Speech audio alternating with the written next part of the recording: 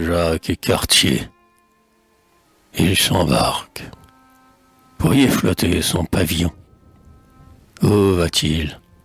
Quel motif soudain le détermine? Aux agrès, matelot. Au large, grande hermine.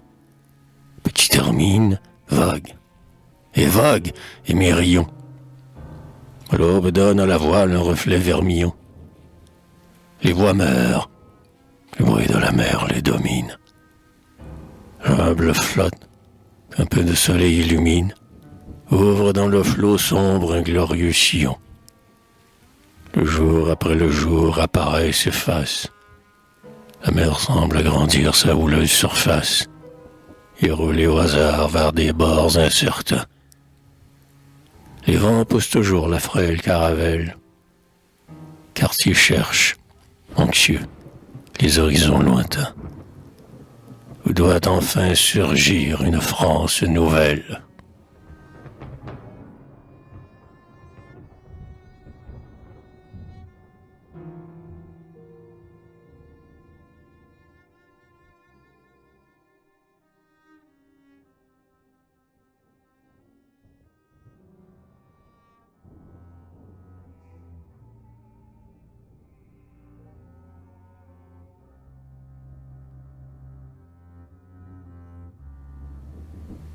Arescouille, déchirez votre chair, et, d'un œil réjoui, regardez votre sang s'écouler goutte à goutte.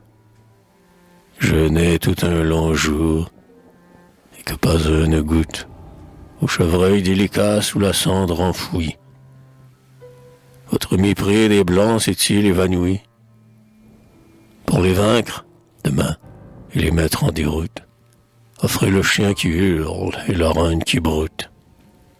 Ainsi, guerrier vaillant, le vœu est Arescouille. Arescouille le vœu. Prenons l'arc et la flèche. Le sacrifice est prêt. Déjà la flamme lèche le flanc souple du daim que le dieu veut manger. Nos scalpels sont adroits aux larges ciselures. Nos carquois sont remplis. Qu'importe le danger. Allons faire un collier de 1000 chevelures.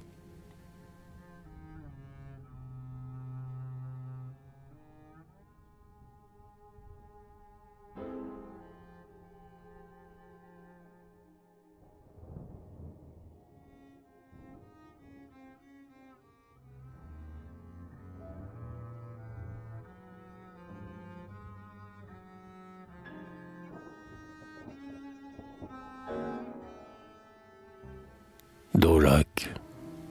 Et les guerriers chantaient. La vengeance est étourdie. La danse et le festin sont déjà terminés. Les étrangers pervers seront exterminés. Ils ont peur des tourments. Leur âme est engourdie. Longtemps l'onde se plaint sous la flotte alourdie. Maintenant, sur des bords que la vague a minés, les cruels Iroquois se sont acheminés. Et par le bruit des flots, leur marche est assourdie. Mais, dans un fort de pieux qui domine le lac, des héros comme lui, répondant à Daulac, accourent déjouer la noire Filonie. Ils meurent tous. Alors, étrange dénouement, le vainqueur, effrayé d'un pareil dévouement, s'arrête là. Nos morts sauvaient la colonie.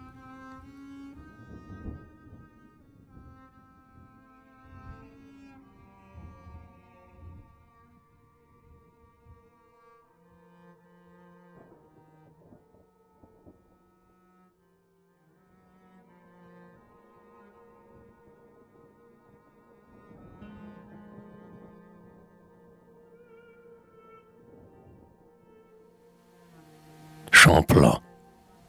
Quand tu rêves, soldat du galant navarrois, ton regard inspiré cherche-t-il à connaître si ton jeune pays va grandir ou doit naître qu'un fleuron sans valeur aux couronnes des rois? Lis-tu dans l'avenir le triomphe des droits? Vois-tu sourire au ciel la rustique fenêtre, et le rocher superbe où ta ville va naître? Sent-il la liberté frémir en ses parois? Ton âme est valeureuse et saintement trempée. Tu fléchis devant Dieu les genoux. Ton épée soutient l'honneur du trône et le droit chancelant. Et sans doute, parfois, t'avances et tu contemples les bronzes des héros et les flèches des temples qui feront à Québec un nimbe étincelant.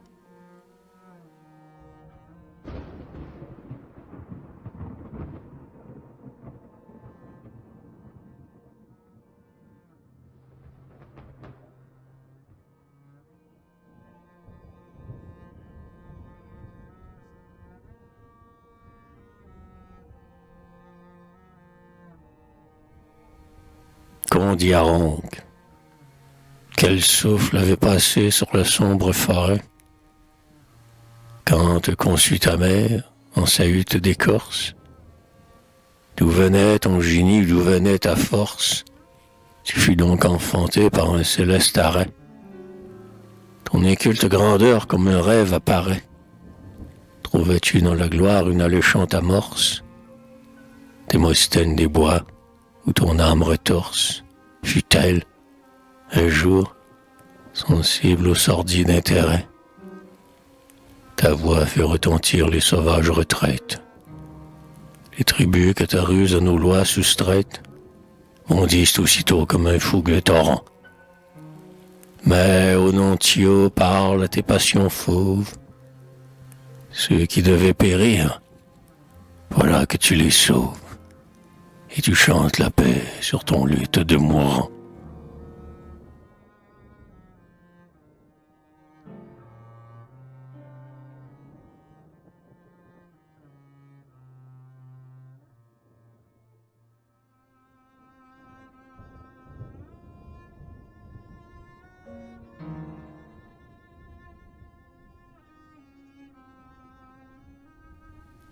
Le château Bigot.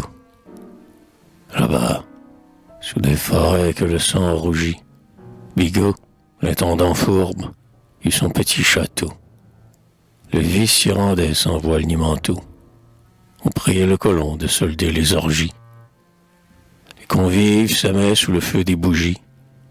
Les oiseaux, plus naïfs, volaient au chapiteau. Le temps tout broyé comme dans un étau. Deux pans restent debout. Inutile vigie. Loin du wigwam aimé, la fille d'un grand chef, souple comme le jonc, avec un torse d'ambre, y mourut de douleur dans une obscure chambre. Et le soir, quelquefois, on entend de rechef, parmi les gais échos du bois qui l'environne, les sanglots étouffés de la jeune Huronne.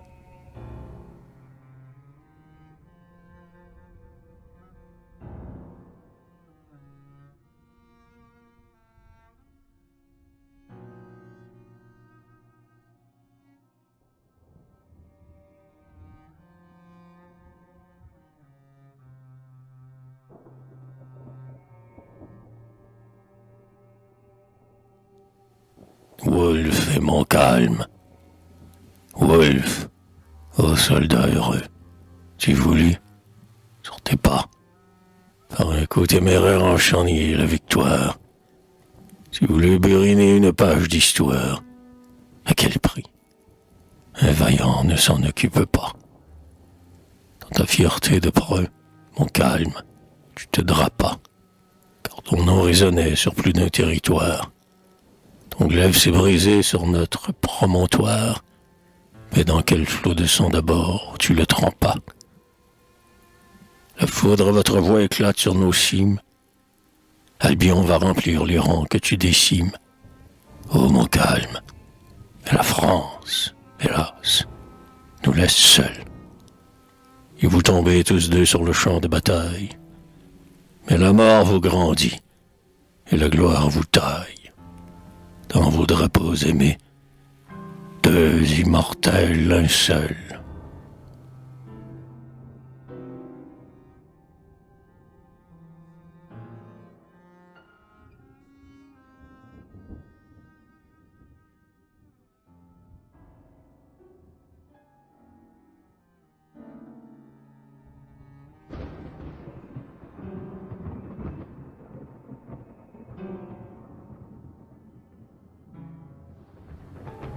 la dernière victoire. Rien ne consolait plus nos âmes alarmées. La royauté déchue, ô France, tu le sais, oubliait ses malheurs en des femmes excès, quand sonna de nouveau le clairon des armées. Des phalanges de preux s'étaient encore formées. Les vivants jalonneurs du vieux drapeau français. Héroïque triomphe, inutile succès. L'Anglais ne rouvrit pas les murailles fermées. Et l'on eût dit qu'un astre, en ce jour décevant, pour s'en aller s'éteindre en la mer du Levant, lentement descendait de notre promontoire. C'était le drapeau blanc qui retournait là-bas, emportant dans ses plis la poudre des combats, et ta gloire immortelle, ô dernière victoire.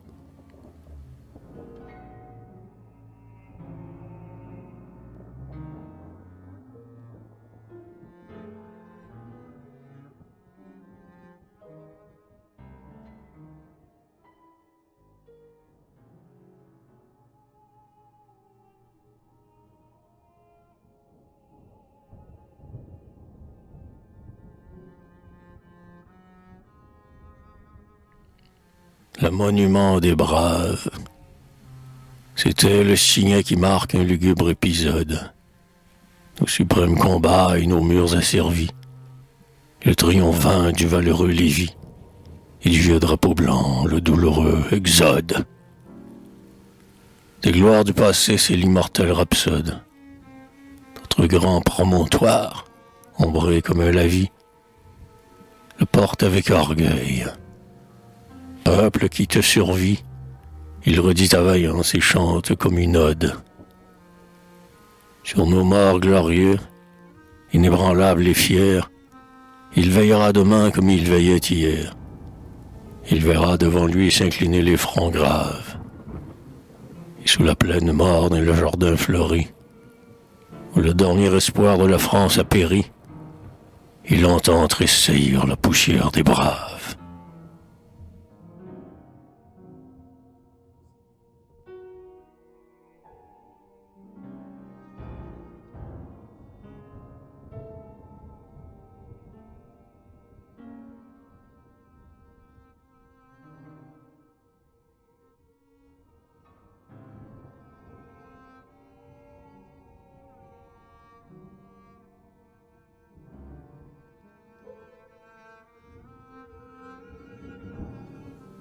Nos remparts, le drapeau de nos rois et du roi la supplie. Les preux disaient, mourant, la France nous regarde. La France a détourné sa figure hagarde, et d'un chagrin mortel nos cœurs se sont remplis. Plus d'un siècle a passé sur les faits accomplis. Le sceptre d'Albion jalousement nous garde. Les nôtres maintenant promènent la cocarde sur les hauts parapets. Les dos sont assouplis. Et le long de ces murs qui soutinrent des sièges, vers la nuit vont s'asseoir, sur le bois dur des sièges, des couples d'amoureux qu'ennuie un ciel trop clair. On entend des soupirs et des frissons de lèvres, juchés sur leurs affûts, gueules béantes, en l'air, les vieux canons anglais chauffent à ses fièvres.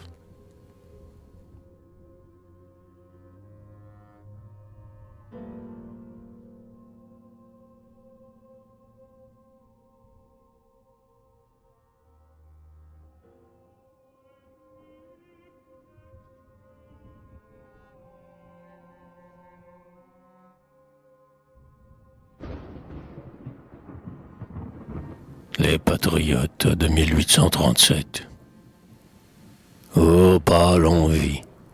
Un jour, ces hommes que tu mords ont secoué les fers de leur race opprimée.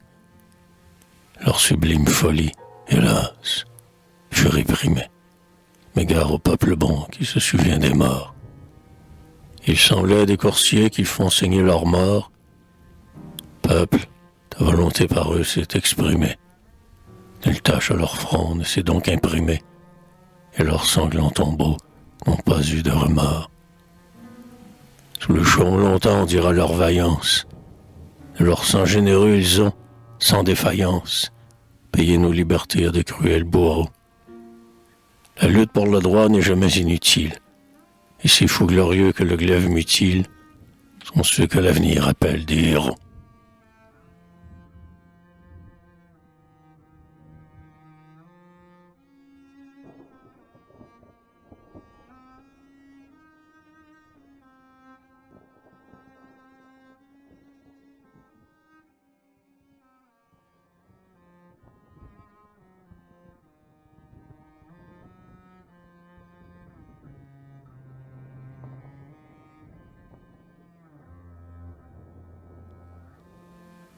Les échos. Le sifflet d'un navire, un tintement de cloche, l'appel de la trompette ou le bruit des canons, réveillent des échos dont nous nous étonnons, quand l'air est immobile ou que l'orage est proche. Comme sur une eau calme une pierre ricoche, ils s'en vont, ces échos. Ils redisent des noms qui firent tressaillir le roc où nous planons, et qui sont une gloire, et peut-être un reproche. Car nous parlons encore, pauvres agonisants, des braves d'autrefois, soldats ou paysans, qui rêvaient follement de voir la délivrance. Mais quand à leur timon de quelques fiers vaisseaux, tout à coup battent au vent le pavillon de France, c'est du fond de nos cœurs que montent les échos.